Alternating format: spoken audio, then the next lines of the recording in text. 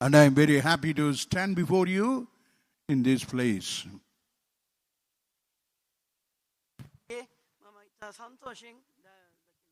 இந்த இடத்திலே உங்கள் முன்பாக நிற்பதை குறித்து நான் மிகவும் மகிழ்ச்சி அடைகின்றேன்.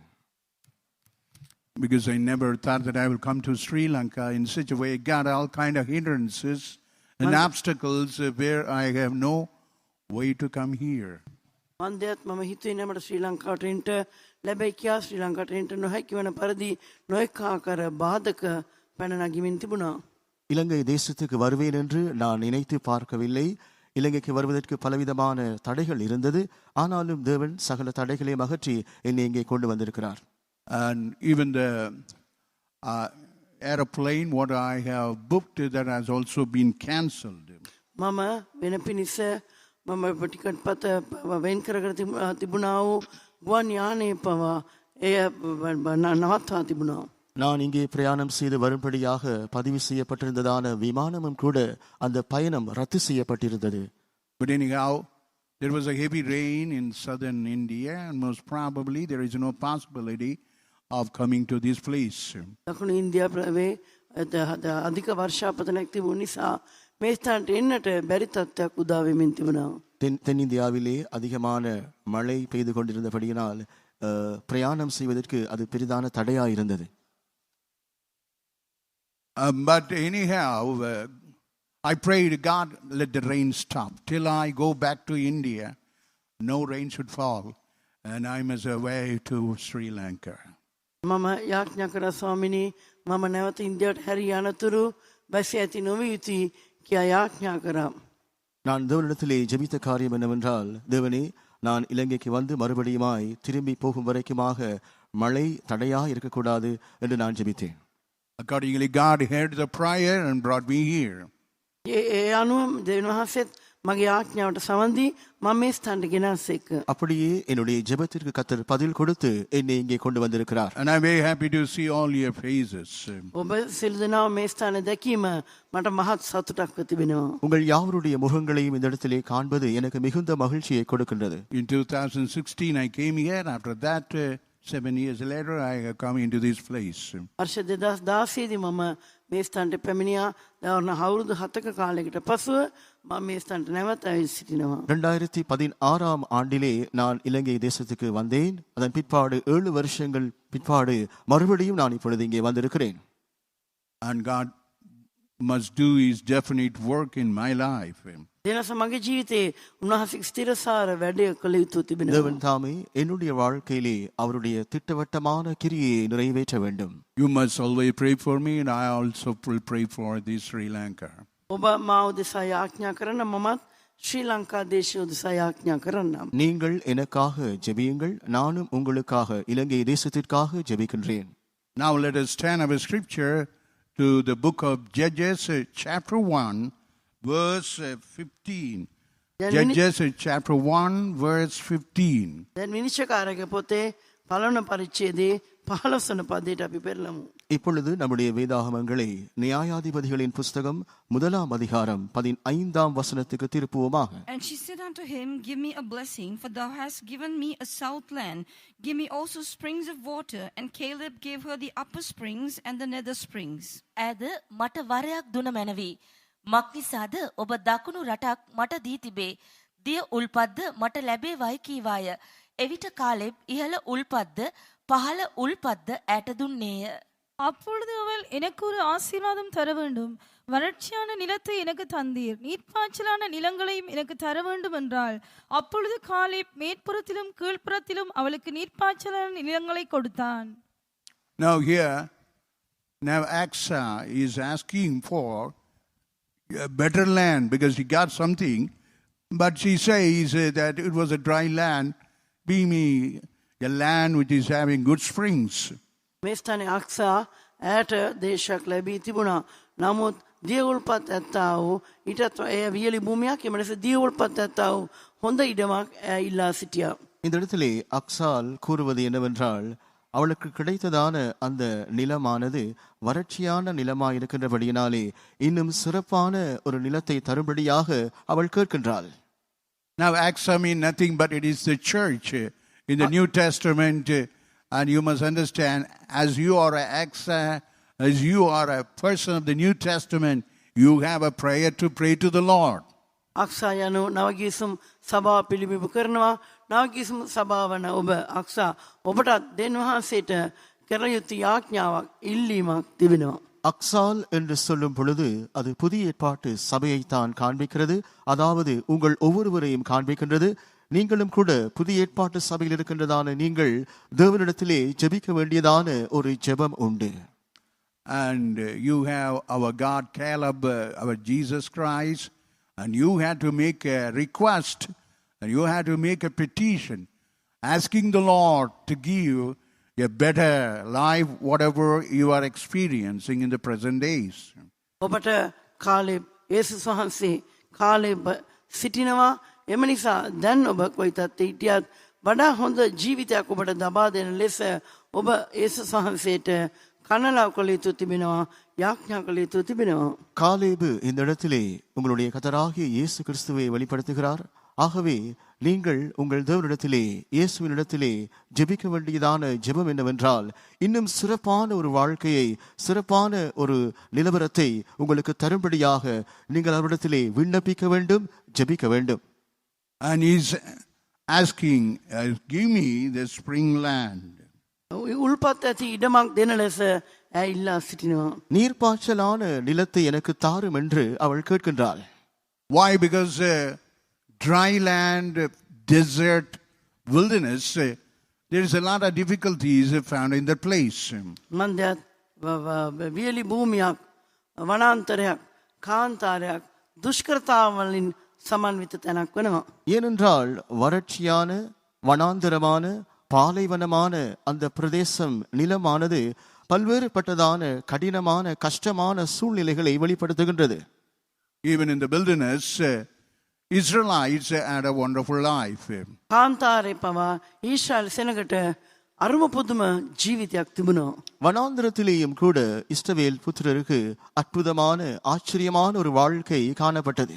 And they got a Passover so that they may able to come from the land of Egypt, and they are made a travel towards Canaan. ඔවුන් මිස්ර දේශයෙන් පිටත් වන පිණිස පාස්කුව සමරුවා. ඉන් පසුව කිරියා මීපැණි ගලා යන්නා වූ කානාන් දේශය කරා ඔවුන්ගේ ගමන පිටත් වුණා. எகிப்தில் இருந்து அவர்கள் புறப்பட்டு வரும்படியாக பஸ்காவை ஆசரிக்க வேண்டி இருந்தது. அதன் பிற்பாடு வனாந்தரத்தை கடந்து பாலும் தேனும் ஓடுகின்றதான கானான் தேசத்திற்குள்ளே அவர்கள் பிரவேசித்தார்கள். In Numbers 9th chapter verse 5, ගණන්ගත 19වන පරිච්ඡේදයේ 5 වන පදයේ, எண்ணாகமம் 19ஆம் அதிகாரம் 5ஆம் வசனத்திலே, 9th chapter verse 5, 9 වන පරිච්ඡේදයේ 5 වන පදය. 9ஆம் அதிகாரம் 5ஆம் வசனம். And they kept the Passover on the 14th day of the first month, and even in the wilderness of Sinai, according to all that the Lord had commanded Moses, so did the children of Israel. the wilderness observed the Passover. This speaks about our salvation experience. කාන්තාරේ උන් පාස්කුව පැවැත්වුව මෙය අපගේ ගැලවීමේ අත්දැකීම පිළිඹු කරයි. அவர்கள் வனாந்திரத்திலே பஸ்காவை ஆசரித்தார்கள். இது நம்முடைய இரட்சிப்பின் அனுபவத்தை காண்பிக்கின்றது. God had given a salvation experience by confessing our sins, admitting our errors, repenting, and we had a wonderful experience. අප පශ්චාත්තාප වී අපේ පව් කියා සිටිමින් අප මේ ගැලීමේ අත්දැකීම ලබා ගත්තා. ඇත්ත වශයෙන්ම ආශ්චර්යවත් අත්දැකීමක් අපි ලබා ගත්තා. நாங்கள் மனம் திரும்பி பாவ அறிக்கை செய்து நம்முடைய வாழ்க்கையை சீர்படுத்திக் கொண்டதான நேரத்திலே நாம் இரட்சிப்பின் அனுபவத்தை பெற்றுக்கொண்டோம். இந்த ஆச்சரியமான அனுபவத்தை நாங்கள் பெற்றுக்கொண்டோம். And also we in the wilderness, what happened to the Israelites, God made a way in the midst of the wilderness through water baptism. කාන්තාරේදී උන්ට කුමක්ද වුනේ? වතුර බාතිම තුලින් මේ කාන්තාරේ උන්වහන්සේ අපටත් ගමන් කරන්නට මාර්ගයක් හෙළිපෙළි කර දුන්සේක. வனாந்திரத்திலே சம்பவித்தது என்னவென்றால், தேவன் அவர்களுக்காக ஒரு வழியை திறந்தார். தண்ணீர் ஞான ஸ்நானத்தின் அனுபவத்தை, அது நாங்கள் பெற்றுக்கொள்கிற அனுபவத்தை இது காண்பிக்கிறது. In Exodus 14th chapter verse 22, නික්මයාම 14 පරිච්ඡේදයේ 22 වන පදයේ, யாத்ராகமம் 14ஆம் அதிகாரம் 22ஆம் வசனம். the children of Israel went in the dry ground. Israel සෙනග වීලි භූමිය පිට මුහුද මැද ගමන් කළෝය. இஸ்ரவேல் புத்திரர் விட்டாந்தரையிலே நடந்து போனார்கள். And this speaks about a baptism experience. මේ වතුර බෝතිස්මේ අත්දැකීම පෙන්වයි. இது தண்ணீர் ஞான ஸ்நானத்தின் அனுபவத்தை காண்பிக்கின்றது. In 1 Corinthians 10th chapter verse 2, පාලිකොන් 10 පරිච්ඡේදයේ දෙවන පදේ முதலாம் கொரிந்தியர் 10ஆம் அதிகாரம் 2ஆம் வசனம், what it is said in that place, ඒ ස්ථානයේ කුමක්ද කියා තිබෙන්නේ? இங்கே கூறப்படுவது என்ன? all baptized under the cloud and the sea. සියලු දෙනාම බලාකුළු යටතෙහි බෞතිස්ම කරන ලැබුවය. அங்கே எல்லாரும் மேகத்தினாலும் சமுத்திரத்தினாலும் ஞான ஸ்நானம் பண்ணப்பட்டார்கள். So like that, in the wilderness, God has given salvation and baptism experience. මෙලෙස කාන්තාරයේ දෙවියන් වහන්සේ අපට ගැලවීමේ අත්දැකීම වතුර බෞතිස්ම අත්දැකීම ලබා දී තිබෙනවා. இவ்வண்ணமாக இந்த வனாந்திரத்திலே தேவன் தாமே ரட்சிப்பின் அனுபவத்தையும் தண்ணீர் ஞான ஸ்நானத்தின் அனுபவத்தையும் நமக்கு கொடுத்திருக்கின்றார். And also in the wilderness, God had given the Holy Spirit experience. ඒ සමගම උන්වහන්සේ කාන්තාරයේදී ශුද්ධාත්ම බෞතිස්මය අත්දැකීමද ලබා දී තිබෙනවා. அத்தோடே கூட இந்த வனாந்திரத்திலே தேவன் பரிசுத்த ஆவியின் அபிஷேகத்தையும் கூட கொடுத்திருக்கின்றார். In Isaiah 35th chapter, යෙසායා 35 වන පරිච්ඡේදයේ ஏசாயாவின் புஸ்தகம் 35ஆம் அதிகாரத்திலே in the 6th verse, වන පදේ 6ஆம் வசனம், what we read in the wilderness, water break out. අපි කුමාර දේශානි කියවන්නේ කාන්තාරයේ දිය උල්පත් නික්මෙනවා. அங்கே நாம் படிப்பது என்னவென்றால் வனாந்திரத்திலே நீரூற்றுகள் உண்டாகும். So this all speaks about the Holy Spirit experience, what we experience in this wilderness. මේ සියල්ල මේ කාන්තර අත්දකින්නව ඒ ශුද්ධාත්ම අත්දැකීම පෙන්වනවා. இவைகள் யாவுமே காண்பிப்பது என்னவென்றால் வனாந்திரத்திலே நாம் பெற்றுக்கொள்கிறதான பரிசுத்த ஆவியின் அபிஷேகத்தை. But we should never be satisfied in all these, but we have to still more go further in our spiritual life. නමුත් අප මේ කිසිවකින් තෘප්තියටපත් නොවේ යුතුයි. තවදුරටත් අපේ ආත්මික ජීවිතේ ඉදිරියටම පියවර මනිමින්ම සිටිය යුතු වෙනවා. ஆகிலும் இவைகளை குறித்து நாம் ஒருபோதும் திருப்தி அடையக்கூடாது. நம்முடைய ஆவிக்குரிய வாழ்க்கையிலே நாம் மேலும் மேலும் முன்னேறி செல்ல வேண்டும். In this wilderness, there is a fiery serpent. The devil is always against us. මේ කාන්තාරයේ හැම විටම ගිනි සර්පයා සිටිනවා. යක්ෂයා අපට විරුද්ධවම දකින්න ලැබෙනවා. இந்த வனாந்திரத்திலே அந்த கொள்ளிவாய் சர்ப்பங்களாய் பிசாசு நமக்கு விரோதமாய் காணப்படுகின்றான். In Deuteronomy chapter 8 verse 15, what we read, වීථි කතා 8 වන පරිච්ඡේදයේ 15 වන පදයේ අපි කුමක්ද කියවන්නේ? உபாகமம் 8ஆம் அதிகாரம் 15ஆம் வசனத்திலே என்ன படிக்கிறோம்? the fiery serpent and scorpion in this wilderness. ඒ කාන්තාරයේ සිටිය ගෝනසන් සහ ගිනි සර්පයන් ගැන අපි කියවනවා. அந்த வனாந்திரத்திலே இருந்ததான கொள்ளிவாய் சர்ப்பங்களும் தேள்களையும் குறித்து படிக்கின்றோம். And there is no water in that wilderness. ඒ කාන්තාරයේ ජලය තිබුණේ නැහැ. அந்த வனாந்திரத்திலே தண்ணீர் இருக்கவில்லை. But the fiery serpent started biting the Israelites. ඒ ගිනි සර්පයන් ඊශ්‍රායලිතයන්ට දෂ්ට කරන්න පටන් ගත්තා. அந்த கொள்ளிவாய் சர்ப்பங்கள் இஸ்ரவேல் புத்திரரை தீண்ட ஆரம்பித்தது. In Numbers 21 chapter verse 5, while we read, God sent that fiery serpent, and fiery serpent he started biting and killing the people. ගිනි සර්පයන් ඇවිත් සෙනගවට දෂ්ටකට ඔවුන් විනාශ කළ බව අපි කියවනවා. எண்ணாகமம் 21ஆம் அதிகாரத்திலே அந்த கொள்ளிவாய் சர்ப்பங்கள் வந்து அவர்களை தீண்டினதாக நாம் படிக்கிறோம். And the people started dying in that place. ඒ ස්ථානයේ සෙනග මරණයට පත් වෙමින් සිටියා. அந்த இடத்திலே ஜனங்கள் மரிக்க ஆரம்பித்தார்கள். And because they murmured against God, they disobeyed God because of the way. ඔවුන්ගේ මාර්ගය නිසා ඔවුන් දෙවියන්වහන්සේට අකීකරුකම් පෑවා. දෙවියන්වහන්සේට විරුද්ධව කොඳුරන්නට පටන් ගත්තා. அவர்கள் கடந்து போக வேண்டி இருந்ததான அந்த பாதையின் நிமித்தமாய் அவர்கள் தேவனுக்கு கீழ்ப்படியாமை காண்பித்து முறுமுறுக்க ஆரம்பித்தார்கள். That's why God sent the fiery serpent to kill those people. එම නිසා ඒ සෙනගව මරා දමන පිණිස දෙවියන්වහන්සේ ගිනි සර්පයන් යැව්වේ. ஆகவேதான் இந்த ஜனங்களை அழிக்கும்படியாய் தேவன் கொள்ளிவாய் சர்ப்பங்களை அனுப்பினார். And we should never murmur in this wilderness.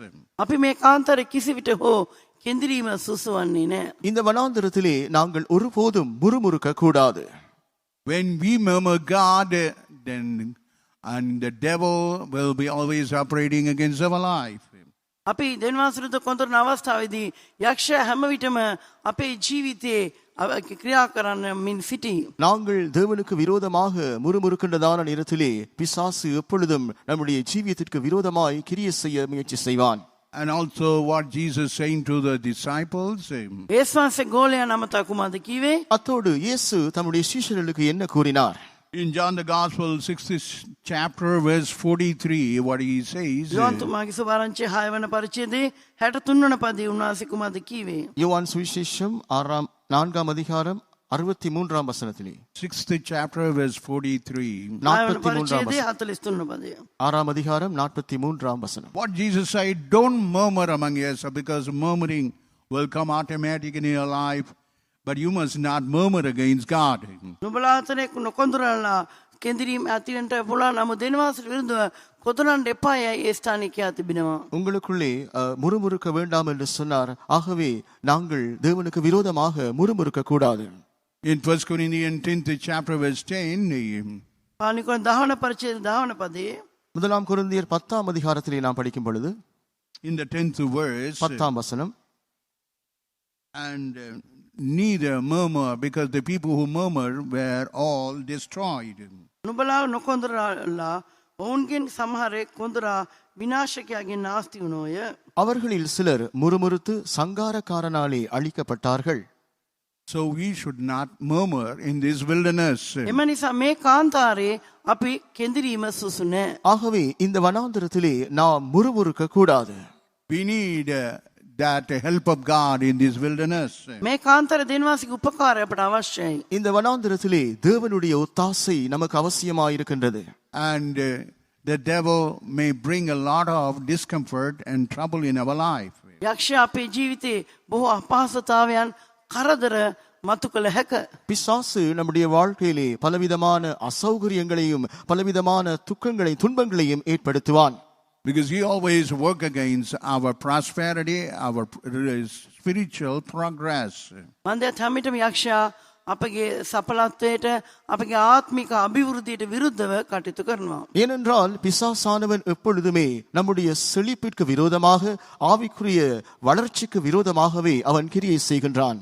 And he always take away the word of God, whatever that is sown in our heart. හැම විටම අපේ හදවතවල වපුරන බව දෙවියන්වහන්සේගේ වචනය උගුලා දමන්නට තත් කරනවා. நம்முடைய இருதயத்திலே விதைக்கப்பட்டிருக்கிறதான தேவனுடைய வார்த்தையை எப்பொழுதுமே புடுங்கி அகற்றி போடும்படியாக அவன் முயற்சி செய்கிறான். And that's why in these days, people, whatever hear the word of God, it is not found rooted in their heart. It's not deposited in the heart. It will all vanish away. එම නිසා මේ දිනවල දෙවියන්වහන්සේගේ වචනයට සමන් දෙනවා දේවදරුවන්. නමුත් ඒ ඔවුන්ගේ හදවත්වල මුල් බසින්නේ නැහැ. ඒවා ඔවුන්ගේ හදවත්වලින් බැහැර වී තිබෙනවා. ஆகவேதான் இன்றைய நாட்களிலே தேவனுடைய வார்த்தைக்கு செவி கொடுக்கின்றதான தேவனுடைய ஜனங்களுடைய வாழ்க்கையிலே அவருடைய இருதயத்திலே அந்த வார்த்தைகள் நிலைத்திருப்பதில்லை. அந்த வார்த்தைகள் வேரூன்றுவதில்லை. அவைகள் அகன்று போகின்றது. Even it is said by Jesus, the ground where the seed was sown, but something fell on the wayside, and the fowls of the air are devoured that. එම නිසායි ඒස්වන්සේ කිව්වා උපමා කතාවෙත් සමහර බීජ සරු භූමියේ වැටුණා. නමුත් සමහර ඒවා මග අසල වැටුණා. ඒවා පක්ෂීන් අවුලා කෑවෝයයි කියා තිබෙනවා. ஆகவேதான் விதைக்கிறவனின் ஊமை குறித்து இயேசு சொல்லுகிறதான நேரத்திலே சில விதைகள் நிலத்திலே விழுந்தது, சில விதைகளோ வழி அருகே விழுந்தது. ஆகாயத்து பட்சிகள் வந்து அதை பட்சித்து போட்டது. In Matthew 13 chapter verse 19, while you read that, මත්තේ තුමාගේ සුභාරංචියේ 13 පරිච්ඡේදයේ 19 වන පදයේ මේ පිළිබඳව අපි කියවනවා. மத்தேயுவின் சுவிசேஷம் 13ஆம் அதிகாரம் 19ஆம் வசனத்திலே இதை குறித்து நாம் படிக்கலாம். so that was taken away, and that was removed away by the fowls of the air. එම නිසා ආකාශයේ පක්ෂීන් විසින් ඒවා කාදමන ලදී. ඒවා ඒ ස්ථානයේ නිවත් කරන ලදී. ஆகவே வானத்தின் பறவைகளினாலே அது இருதயத்திலே விதைக்கப்பட்டதானது பறித்துக் கொள்ளப்படுகிறது. And that is the devil that is working in the last days, how he is snatching away, removing away all that word whichever sown in their heart. යක්ෂයා තමයි එලෙස ක්‍රියා කරමින් හදවතේ වපුරන ලද බීජය දේව වචනය ඉවත් කරන්නේ එයා අපේ ජීවිතවලින් ඇද පිටතට ගන්නේ. ஆகவேதான் நம்முடைய இருதயத்திலே விதைக்கப்பட்டிருக்கிறதான தேவனுடைய வார்த்தைகளை பற்றித்து போடுவது அகற்றி போடுவது பிசாசானவனாயிருக்கின்றான். That is called the wilderness. එය කාන්තාරයක හඳුන් ලබනවා. இது வனாந்திரம் என்று அழைக்கப்படுகின்றது. It is called the wilderness where the fiery serpent, scorpion are there. ගිනි සර්පයන් ගෝනුසන් ආදී සතුන් සිටිනා වූ කාන්තාරයක් වශයෙන් මේ හැඳින්වේ. இது கொள்ளிவாய் சர்ப்பங்களும் தேள்களும் மிகுந்ததான வனாந்திரம் என்று அழைக்கப்படுகின்றது. And the devil is snatching away, catching away all those word of God which have sown. ඔබ වපුරු ලැබුවා දෙනවාසික වචනය යක්ෂයාවිත් පැහැරගෙන යනවා, උගුලාගෙන යනවා. தேவனுடைய வார்த்தைகள் விதைக்கப்பட்டிருக்கிறதான தேவனுடைய வார்த்தைகளை பிசாசானவன் அகற்றி போடுகிறான், பட்சித்து போடுகிறான். In Matthew 13 chapter as well, මතය 13 පරිච්ඡේදයේ மத்தேயுவின் சுவிசேஷம் 13ஆம் அதிகாரத்திலே in the 38th verse, 38 වන පදයේ 38ஆம் வசனத்திலே now here we see about a good cornfield. In that there is there the devil is sowing the tear in the middle. ඒ ස්ථානයේ හොඳ බීජ වපුරු සරු භූමියක් තිබෙනවා. ඒ අතරේ දැන් සතුරා කිරිදි වපුරන එක අපි දකිනවා. இந்த இடத்திலே ஒரு நல்ல நிலத்தை நாம் காண்கிறோம். ஆனாலும் அதற்குள்ளே சத்துருவானவன் களைகளை விதைத்து போடுகிறான். And it is really a good corn. It is having good wheat field. But in the midst of that, he had sown the tares. ඒ හොඳ බීජ තිබෙන්නා වූ සරු ධාන්‍ය තිබෙන්නා වූ පොළොවක්ව තිබෙනවා. නමුත් ඒ අතරේ පවා සතුරා දැන් යක්ෂයා කිරිදි වපුරා තිබෙනවා. நல்ல கதிர்களை கொண்டதான நல்ல நிலமாய் இருந்த பொழுதிலும் அதற்குள்ளே சத்துருவானவன் களைகளை விதைத்து போடுகிறான். That the enemy has done that. That's what it said in the 39th verse. 39 වන පදයට අනුව සතුරා මේ දේ කර තිබෙනවා. 39ஆம் வசனத்தின் பிரகாரம் சத்துரு அதை செய்தான். And like that today, we must understand how the enemy working terribly in the wilderness against our growth, against our prosperity spiritually. මෙලෙස ආත්ම කාන්තාරේ අපගේ ජීවිතවලත් අපගේ වර්ධනයට විරුද්ධව අපගේ සඵලත්වයට විරුද්ධව සතුරා කොයි ආකාර ක්‍රියා කරනවාද යන්න පිළිබඳ අප පැහැදිලිව වටහා ගත යුතු වෙනවා. நம்முடைய ஆவிக்குரிய ஜீவியத்தின் செழிப்பிற்கு விரோதமாய் ஆவிக்குரிய ஜீவியத்தின் வளர்ச்சிக்கு எதிராக இந்த வனாந்திரத்திலே சத்துருவானவன் எவ்வளவு பயங்கரமாய் கிரியை செய்கின்றான் என்பதை நாம் புரிந்து கொள்ள வேண்டும். And as we read in Judges 1st chapter verse 15, විනිශ්චයකාරයාගේ පොතේ පළවෙනි පරිච්ඡේදයේ 15 වන පදය අපි කියන විට நியாயாதிபதிகள் 1ஆம் அதிகாரம் 15ஆம் வசனத்திலே நாம் வாசித்த பிரகாரம் as we read in the latter part, Caleb is giving the blessing whatever Achsah requested because she was living in the dry ground in this wilderness. අක්සා වියලි භූමියේ ඒ කාන්තාරේ ජීවත් වූ නිසා ඉල්ලා සිටියා වූ දේ කාලෙබ් ඇයට ලබා දෙන බව අපි දකිනවා. அக்சால் அந்த வனாந்திரத்திலே வறட்சியான நிலத்திலே அவள் ஜீவித்து வந்தபடியினாலே அவள் எதை கேட்கிறாளோ அதை காலேப் அவளுக்கு கொடுக்கின்றான். And he is giving the upper spring and the nether spring. ඔහුට ඉහළ උල්පත්ද පහළ උල්පත්ද ලබා දුන්නා. அவள் அங்கே மேலும் கீழுமான நீர்ப்பாய்ச்சலான நிலங்களை கொடுக்கின்றாள். And it say the spring in English is word is said the upper spring and the nether spring. සිංහලෙන් සහ ඉංග්‍රීසි අනුවාදවල ඉහළ උල්පත් සහ පහළ උල්පත් කියලා සඳහන් වෙනවා. மேற்புறத்திலும் கீழ்ப்புறத்திலும் இருக்கிறதான நீர் ஊற்றுகள் என்று சொல்லப்படுகிறது. In English it's said in that way. ஆங்கிலத்திலே இப்படியாக சொல்லப்படுகிறது. ඉංග්‍රීසි භාෂෙන් සහ සිංහලෙන් එසේ කියා තිබෙනවා. So this nether or this upper spring speaks about the latter rain, what he promises for the church. මේ ඉහළ උල්පත් කියා කියනට උන්වහන්සේ සභාවට දෙන බවට පොරොන්දුනා වූ අන්තිම වර්ෂාව පෙන්වනවා. இந்த மேற்புறத்தில் இருக்கின்றதான நீர் ஊற்று என்று சொல்லுகின்றதான வேளையிலே தேவன் சபைக்கு வாக்கு பண்ணி இருக்கிறதான கடைசி அந்த Latter rain. கடைசி பின்மாரியை குறித்து நாம் பார்க்கிறோம். So God want to that we must have the latter rain. අපිට අන්තිම වර්ෂ අවශ්‍ය වෙනවා. நாம் பின்மாரி மழையை பெற்றுக்கொள்ள வேண்டும் என்று தேவன் விரும்புகிறார். Because of the former rain make the crop to grow. ප්‍රථම වර්ෂාව ධාන්‍ය වැඩෙන්න සලසනවා. ஏனென்றால் அந்த முன்மாரியானது கதிர்கள் வளரும்படியாய் செய்கின்றது. and the latter rain only make it to reach its perfection. නමුත් ඒ දේවල් සම්පූර්ණ වන්නට සලස්වන්නේ අන්තිම වර්ෂාවයි. ஆனாலும் பின்மாறி மழைதான் இந்த கதிர்கள் முழு தானியமாய் பூர்ண வளர்ச்சியை அடையும்படியாய் உதவி செய்கின்றது. By anointing of the Holy Spirit in the former days, when we come into this fellowship, God fill us with the former rain. අප මේ සහභාගීකම තුළට පැමිණෙන මුල් කාලයේදී දෙවියන්වහන්සේ අප ශුද්ධාත්ම බෞතිස්මෙන් පිරීම තුළින් අප ප්‍රථම වර්ෂ අපට ලබා දෙනවා. நாங்கள் ஆரம்ப நாட்களிலே இந்த சத்தியத்திற்குள்ளே வந்ததான நேரத்திலே இந்த ஐக்கியத்திற்குள்ளே வந்ததான நேரத்திலே தேவன் பரிசுத்த ஆவியின் அபிஷேகத்தின் மூலமாய் அந்த முன்மாறி மழையினால் நம்மை நிறைத்தார். And we should never be satisfied with that. And we had to ask the Lord, God, give me even the latter rain in these last days. අපි ඉන් තෘප්තිමත් වී සිටීම කොහෙත්ම සුදුසු නෑ.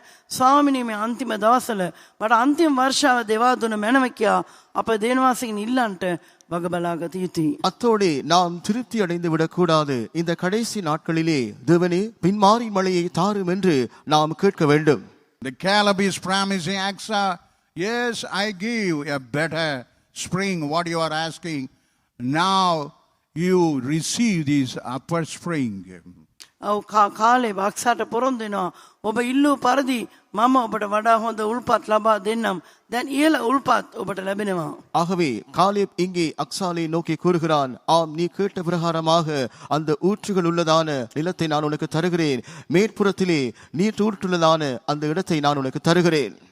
And today even God promising the church that he gives the latter rain. අදත් දෙවියන්වහන්සේ සභාවට අන්තිම වර්ෂා ඒවා දෙන බවට පොරොන්දු වන සේක. இன்றும் கூட தேவன் சபைக்கு வாக்கு பண்ணுவது என்னவென்றால் பின்மாறி மழையை நான் பொழிந்தருளுவேன். In Luke the Gospel 12th chapter verse 54. Luke the Gospel 12th chapter verse 54. ලෝකතුමාගේ සුභාරංචියේ 5 වන පරිච්ඡේදයේ 57 වන පදය. What we read in the Luke the Gospel 12th chapter verse 54. 12 වන පරිච්ඡේදයේ 57 වන පදය කුමක්ද කියන්නේ? லூக்காவின் சுவிசேஷம் 12ஆம் அதிகாரம் 57ஆம் வசனம். 14ஆம் வசனம். A cloud out of the west will be bringing forth the shower. බස්නායන් වලාකුලක් නගිනවා නුඹලා දකින විට වර්ෂාව එන්නේ යයි නුඹලා ඒ වෙලෙම කියන්නහුය. In the 54th verse we read, out of the west the shower will be sent forth. මේ 57 වන පරිච්ඡේදයේ පදේ කියනවා බස්නාහිරේ වලාකුළු වලින් වර්ෂාව ඇති කරනවා කියා. 54ஆம் வசனத்திலே மேற்கே மேகம் எழும்புகிறதை நீங்கள் காணும் பொழுது மழை வரும் என்று சொல்லுகிறீர்கள். So here the cloud rises from the west and the rain comes. මේ ස්ථානයේ බස්නාහිරේ වලාකුළක් නැගෙනවා ඒ තුලින් වර්ෂාවක් ඇති වෙනවා. ஆகவே இங்கே மேற்கே இருந்து ஒரு மேகமானது எழும்புகிறது, அதன் மூலமாய் ஒரு மழை வருகின்றது. Now today God is sending a great shower in these last days for the church. මේ අන්තිම දවස් සභාවට මහත් වර්ෂාවක් අපට අවශ්‍යව තිබෙනවා. இந்த கடைசி நாட்களிலே தேவன் தாமே சபையை நோக்கி அந்த பெரிதான ஒரு மழையை அனுப்புகிறார். And as we read in Deuteronomy 11th chapter verse 14, ද්විතීය කතා 11 වන පරිච්ඡේදයේ 13 වන පදය අපි කියනවා.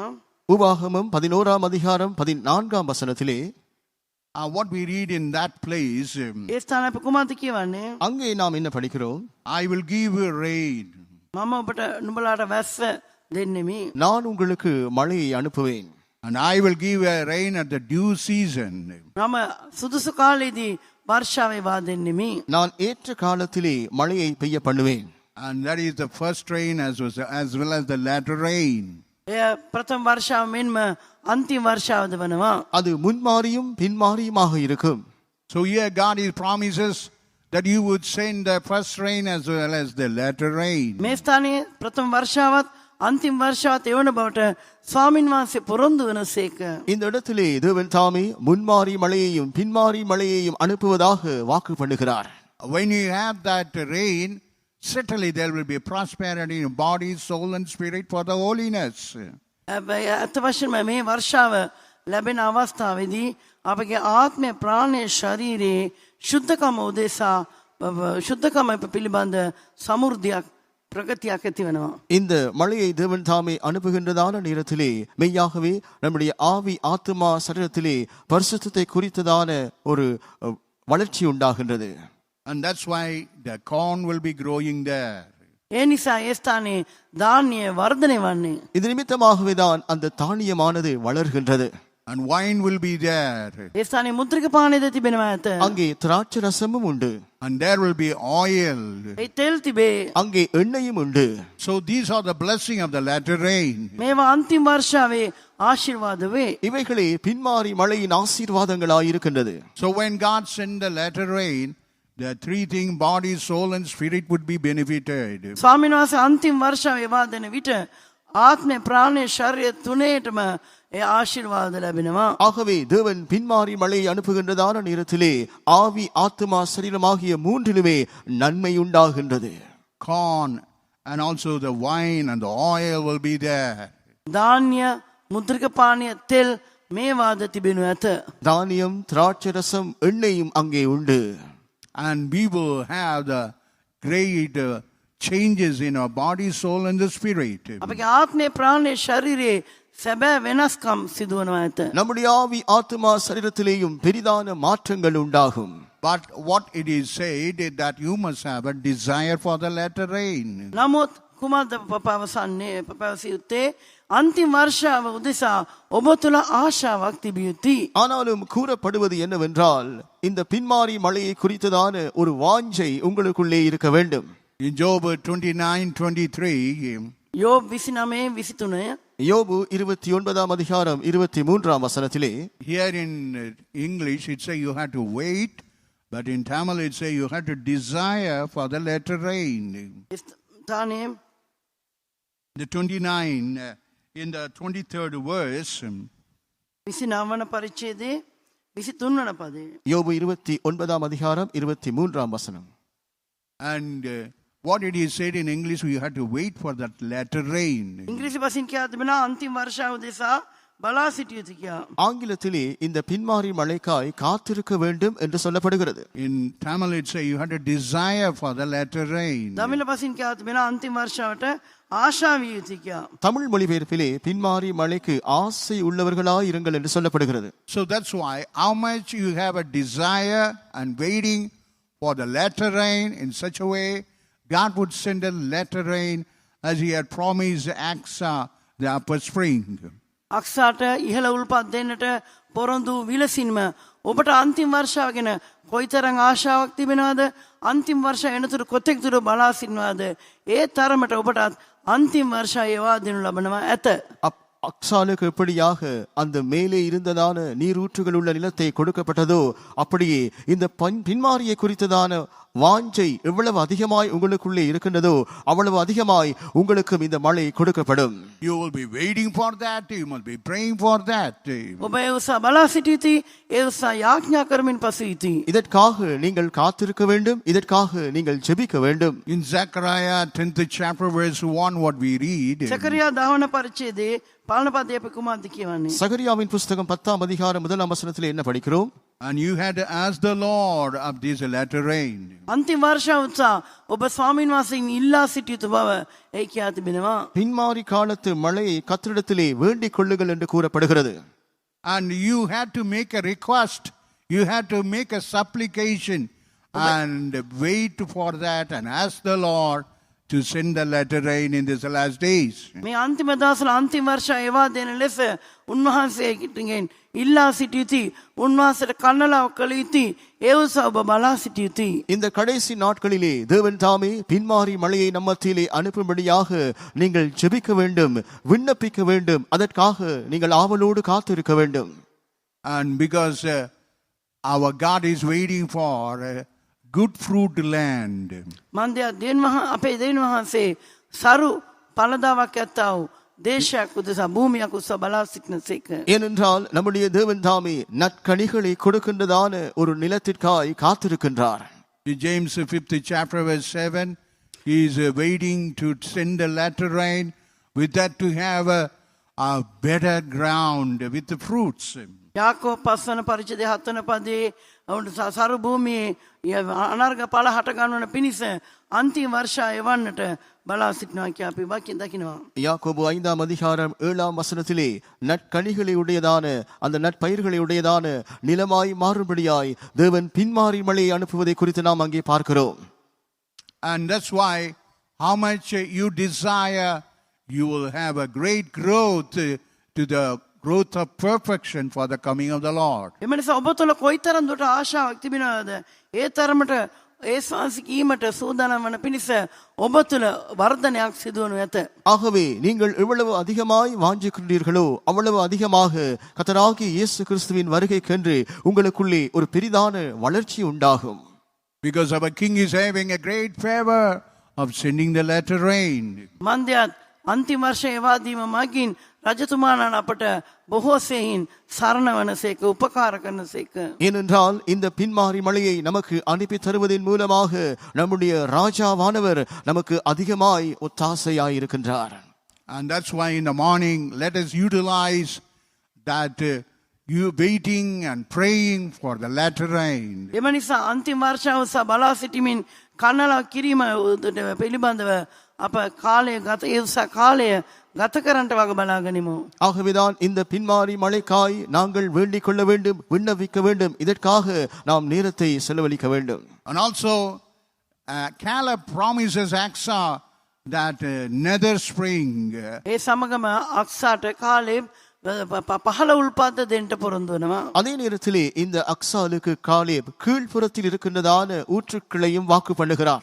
Today you must understand not only that upper spring, he promises a nether spring. අද ඔබ මතකයේ රඳවා ගත යුතුයි ඔහු ඇයට ඉහළ උල්පත් පමණක් නොවේ පහළ උල්පත් දෙන්න පොරොන්දු වෙනවා. இன்று நீங்கள் புரிந்து கொள்ள வேண்டியதான காரியம் என்னவென்றால் அவளுக்கு மேற்புறத்தில் உள்ளதான ஊற்றுக்களை மாத்திரமல்ல கீழ்ப்புறத்தில் இருக்கிறதான ஊற்றுக்களையும் வாக்கு பண்ணினான். What is that nether spring? පහළ උල්පත් පෙන්වන්නේ කුමක්ද? இந்த கீழ்ப்புறத்தில் இருக்கின்றதான ஊற்றுக்கள் எதை காண்பிக்கின்றது? That speaks about our overcoming life. මේ අපේ ජයග්‍රහ ජීවිතය පෙන්වනවා. இது நம்முடைய ஜெய ஜீவியத்தை காண்பிக்கின்றது. So God promises in the latter days overcoming life.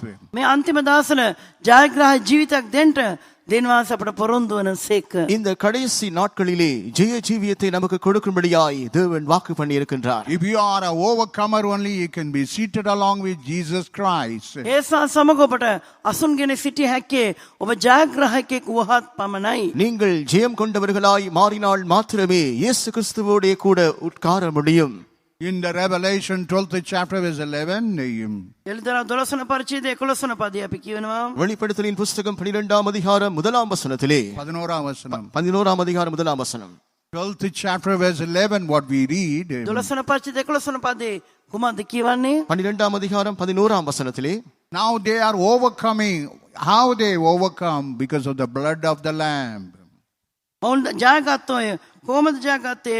බැටළු පැටවන්ගේ ලේ තුලින්. இப்பொழுது அவர்கள் ஜெயித்திருக்கிறார்கள். எப்படி அவர்கள் ஜெயித்தார்கள்? ஆட்டுக்குட்டியின் இரத்தத்தினாலே. And the word of the testimony. ඔවුන්ගේ සාක්ෂිය වචනේ නිසාද. அவர்கள் சாட்சியின் வசனத்தினாலும். So like that in these latter days, God is promising that through the blood of Jesus, we will overpower anything that is coming against our life. මේ අන්තිම දවසල අපගේ ජීවිතයට විරුද්ධව පැමිණ ඕනම දෙයක් බැටළු පැටවන්ගේ ලේ තුලින් අප ජය ගන්නට යන බවට දෙන්වාසේ පොරොන්දු වනසේක. இந்த கடைசி நாட்களிலே நம்முடைய ஜீவியத்திற்கு விரோதமாய் என்னவெல்லாம் எழும்பி வருகிறதோ, விரோதமாய் வருகிறதோ, அது எல்லாவற்றையும் ஆட்டுக்குட்டியானவருடைய இரத்தத்தினாலே நாம் ஜெயிப்பதாக தேவன் வாக்கு பண்ணுகிறார். And also we will overcome by the word of the testimony, the doctrine what the Lord had given in the scripture for us. මේ සමග අපි මේ සාක්ෂිය වචන තුලින් මේ ශුද්ධ නිල දෙනවාස අපට දී තිබෙනවා. ඉගැන්වීම් තුලින්ද අපි ජය ලබා ගන්නවා ඇත. அத்தோடு சாட்சியின் வசனத்தினாலும் ஜெபிக்கிறோம். அதாவது தேவனுடைய பரிசுத்த வார்த்தையிலே நமக்கு கொடுக்கப்பட்டிருக்கிறதான உபதேசங்கள் மூலமாய் அந்த சத்துருவை நாம் ஜெயிக்கிறோம். Because we are born of God, the born of God always overcome. මන්ද අප දෙන්වාසකින් ඉපද සිටිනවා. දෙන්වාසකින් ඉපද සිටින තැනැත්තා ජය ගන්නේය. ஏனென்றால் நாங்கள் தேவனாலே பிறந்தவர்களாய் இருக்கின்றோம். தேவனாலே பிறந்தவர்கள் எப்பொழுதும் ஜெயிக்கின்றவர்களாய் இருக்கின்றார்கள். In 1 John chapter 5 verse 4, while you read, you can understand. පළවෙනි යෝහන් පස්වන පරිච්ඡේද 4 පද කියුනිට මේ ඔබට වටහා ගත හැක. முதலாம் யோவான் 5ஆம் அதிகாரம் 7ஆம் வசனத்தை படிக்கும் 4ஆம் வசனத்தை படிக்கும் பொழுது இதை புரிந்து கொள்ளலாம். And because God has given a faith, with that we will overcome. அந்த දෙනවාස අපට ඇදහිලා දී තිබෙනා ඒ තුලින් අප ජය ගන්නවා ඇත.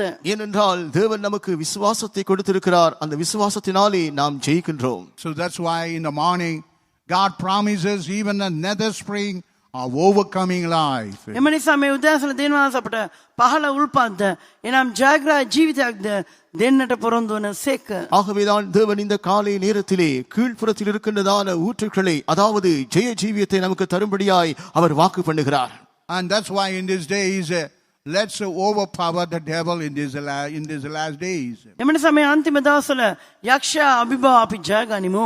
ஆகவேதான் இந்த கடைசி நாட்களிலே பிசாசை நாம் மேற்கொள்ளுவோம் என்று சொல்லப்படுகிறது. And there is no failure in our life. අපේ ජීවිතේ පරාජයක් නැත. நம்முடைய வாழ்க்கையிலே எந்த தோல்வியும் இல்லை. Because Jesus overcome the world. මන්ද තේස්වංශ ලෝකෙන් ජයගත් සේක.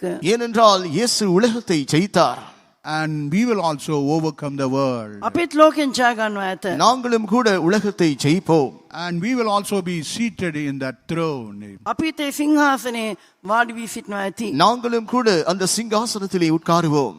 And that is our hope in the last days. මේ අන්තිම දවස්වල අපගේ බලාපොරොත්තුව මේ වෙනවා. இந்த கடைசி நாட்களிலே இதுவே நம்முடைய நம்பிக்கையாய் இருக்கின்றது. That's why let us not be satisfied with the dry land. එම නිසා වියලි භූමිය සමග අපි ඉන් තෘප්තියටපත් නොවෙමු. ஆகவேதான் இந்த வறட்சியான நிலத்தை குறித்து நாம் திருப்தி அடையக்கூடாது. Whatever salvation, baptism, Holy Spirit and all those experiences, we should never be satisfied with that. යලෙම වතුර බව ශුද්ධාත්ම බෞතිස්ම කියනවා අත්දැකීම් තුලින් අප තෘප්තියටපත් වී සිටීම සුදුසු නැහැ. இரட்சிப்பு, தண்ணீர் ஞான ஸ்நானம், பரிசுத்தாவின் அபிஷேகம் இப்படியான அனுபவங்களோடு கூட நாம் திருப்தி அடைந்து விடக்கூடாது. We must ask the Lord, give us more springs, that nether spring, upper spring and the nether springs. ස්වාමීන් තාත්තා අපට දිය උල්පත් ලබා දුන මැනව ඉහළ උල්පත් පහළ උල්පත් මට දුන මැනව කිය අපි ඉල්ලා සිටියුතු වෙනවා. தேவனே அதிகமான ஊற்றுகளை எங்களுக்கு தாரும்.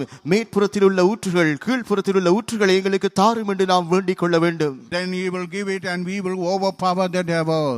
එවිට උන්වහන්සේ ඒවා ලබා දෙමින් යක්ෂයා කෙරේ අප අභිභව ජය ගන්නට සලස්වයි. அப்பொழுது இவைகள் எல்லாம் தேவன் நமக்கு கொடுத்து அந்த சத்துருவை மேற்கொள்ள பண்ணுகிறார். And because we are called to overcome the devil by the blood of the Lamb. මන්දයත් බැටපැටන ලේ කරන කොටගෙන යක්ෂයන් ජය ගන්නා පිණිස අප කැඳවනු ලැබ සිටිනවා. ஏனென்றால் ஆட்டுக்குட்டியானவருடைய இரத்தத்தின் மூலமாய் அந்த சத்துருவை, பிசாசை ஜெயிக்கும்படியாய் தேவன் நம்மை அழைத்திருக்கிறார். And that is why let's claim these promises. එම නිසා මේ පොරොන්දු වලට අපි හිමිකම් කියමු. ஆகவேதான் இந்த வாக்குத்தத்தங்களை நாங்கள் உரிமை பாராட்டுவோமாக. What we read in 1 Peter 5th chapter verse 8. පළවෙනි පේතුරස් 5 වන පරිච්ඡේදයේ 8 වන පදය අපි කොහොමද කියවන්නේ? முதலாம் பேதுரு 5ஆம் அதிகாரம் 8ஆம் வசனத்திலே என்ன படிக்கிறோம்? We had to be sober and vigilant. අපි සිහියත්ව අවදිව සිටිය යුතුයි. நாங்கள் தெளிந்த புத்தி உள்ளவர்களாய் இருக்க வேண்டும். Because the adversary, the lion, the devil, is always walking about to devour us. මන්ද අපේ විරුද්ධකාරය වන යක්ෂයා අප ගිල දමන පිණිස ඔබම ඇවිදින්නේය. ஏனென்றால் நம்முடைய எதிராளியாகிய பிசாசானவன் கட்சிக்கிற சிங்கம் போல இவனை விழுங்கலாமோ என்று வகை தேடி சுற்றித் திரிகிறான். And that's why in Ephesians 6th chapter verse 11. එම නිසා එපිස 6 වන පරිච්ඡේදයේ 11 වන පදය අපි කියවන්නේ. ஆகவேதான் எபேசியர் 6ஆம் அதிகாரம் 11ஆம் வசனத்திலே நாம் படிக்கிறோம். We had to put the whole armor of God. දෙනවාසික සිල් යුද්ධායුධ අප පැළඳගත යුතු වෙනවා. தேவனுடைய சர்வாயுத வர்க்கத்தை நாம் தரித்துக் கொள்ள வேண்டும். And we had to stand against the wiles of the devil in these last days. මේ අන්තිම දවස්වල යක්ෂයෙක් සියලු ප්‍රයෝග වලට විරුද්ධව අපි සිටිය යුතු වෙනවා. இந்த கடைசி நாட்களிலே பிசாசுடைய எல்லா தந்திரங்களுக்கும் நாம் எதிர்த்து நிற்க வேண்டும். And because the devil should never overpower us. මන්ද කිසිරක යක්ෂයා අප අභිභව ජය නොගත යුතුයි. ஏனென்றால் ஒருபோதும் இந்த பிசாசானவன் நம்மை மேற்கொள்ளவே கூடாது. Now let us all close our eyes. දෙනෙත් වසා ගනිමු. இப்பொழுது நாம் யாவரும் நம்முடைய கண்களை மூடுவோமாக. And you can stand on your knees. ඔබට දනින් සිටිය හැක. உங்களால் முழங்காலால் இருக்க முடியும்.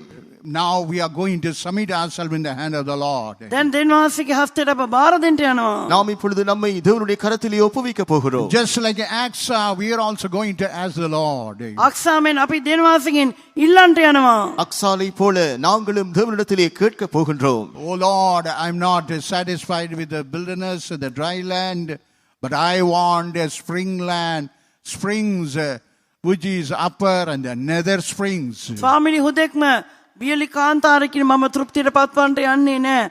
මට උල්පත් ඇති ඉඩමක් අවශ්‍යයි. මට ඉහළ උල්පත් අවශ්‍යයි. පහළ උල්පත් අවශ්‍යයි. தேவனே, வறட்சியான நிலத்தோடே கூட நான் திருப்தி அடைவதில்லை. எனக்கு ஊற்றுகள், நீரூற்றுகள் உள்ளதான அந்த நிலம் வேண்டும். மேற்புறத்தில்